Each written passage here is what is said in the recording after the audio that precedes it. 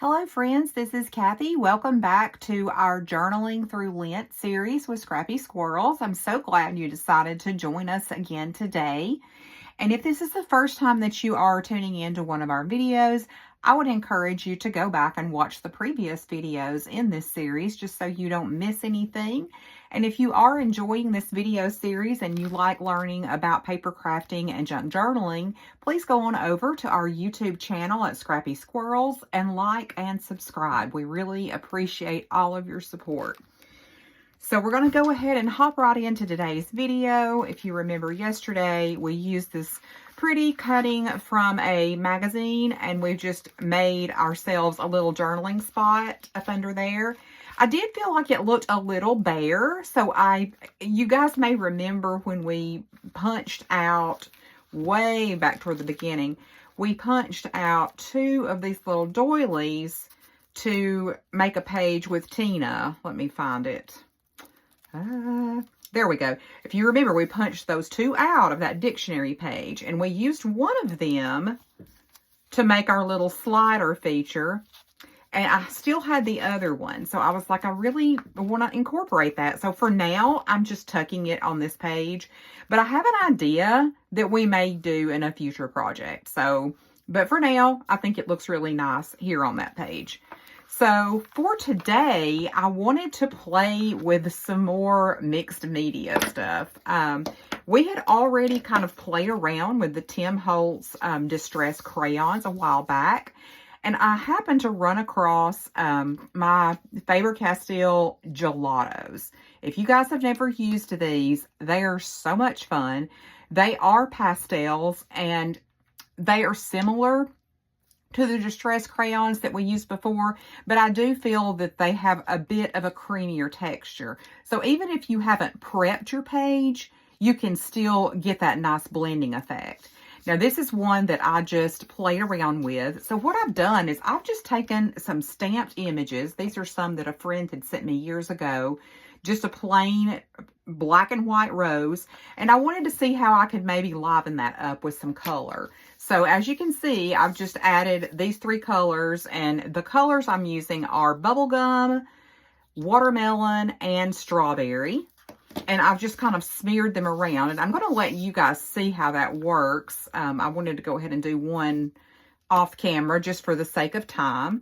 So I'm going to try to go a little lighter with this next one because I don't want it to be exactly the same. So I'm going to go in heavier on the strawberry, which to me is sort of a lavender look.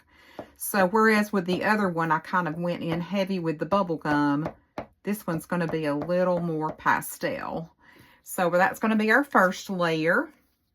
And you can totally just like draw over the top of this to get the blending. And if you didn't prefer the blended look, you could totally just fill it in like this and just leave it. I mean, that looks kind of cool too. It is completely up to you, just personal preference. But I like the way it looks when it's blended together. And then this is the brightest color. This is the bubble gum. I'm just going to put a little of that closer to the middle, and maybe just a little bit around the edges there.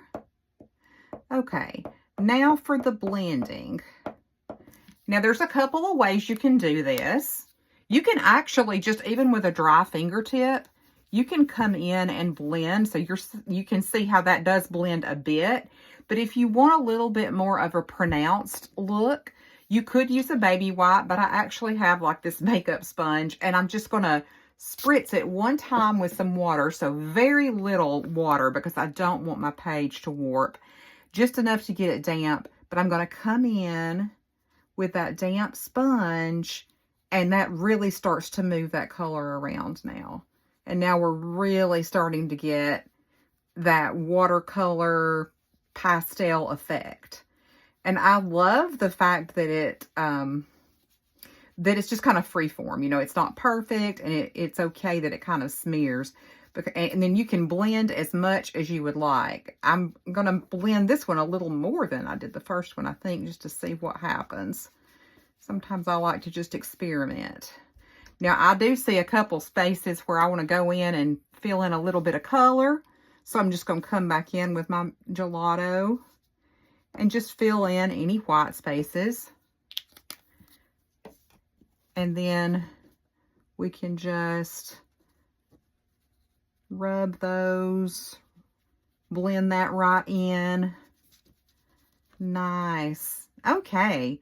So now that I've got these two beautiful roses that I've colored with my gelatos, I'm going to do a little bit of fussy cutting, which is just a fancy name of saying, you know, that we're going to cut it out very intricately along these lines. Because that is a time-consuming process, I am going to hop off camera to do that. But I will be right back and we will finish up our page.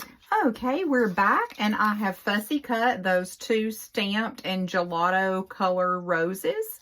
And I also found this little scrap of paper that's got a palm or a fern frond on it that I thought would be a really nice addition to this page as well. So I'm just going to play around to kind of see how I want this to look. So basically what I'm going to do is to kind of create a little tuck spot down at the bottom by gluing part of the rose, but leaving part of it free. Okay, so it's okay if part of it hangs off the side of the page, but we don't want any of it to be hanging out the bottom because then we would not be able to open our book and stand it up. So I'm okay if it's kind of hanging like that. I do feel like it needs a bit of something down at the bottom just to anchor it. So I'm actually going to get that pretty green washi that I used the other day and just lay a bit of it. And while I'm doing this, I did want to go ahead and talk about the prompt for today, which was, what does it mean to store up your treasures in heaven? And I know that we have all heard that verse about do not, store up your treasures here on earth where moth and rust can destroy, but to store them up in heaven. And I feel like we all kind of get the part about we don't want to store up treasures on earth because those are fleeting. But what does it really mean to say that we are going to store up our treasures in heaven? So I was trying to reflect on that, and I guess the first thing that came to my mind was that one of the things that I look forward to the most is seeing loved ones who have gone on before. I can't wait to see my grandparents. I can't wait to see my daddy again when I get to heaven. So that is one way that we might store up treasures in heaven. But I think even beyond that, it's just to be in the presence of God. Because honestly, yes, we'll be excited to see our loved ones, but I think that's going to be overshadowed just by being in God's presence and just the glory and the awe that we'll be in heaven. I'm just going to tear this rather than cut it because I like that kind of messy look. All right. Yeah, I like that.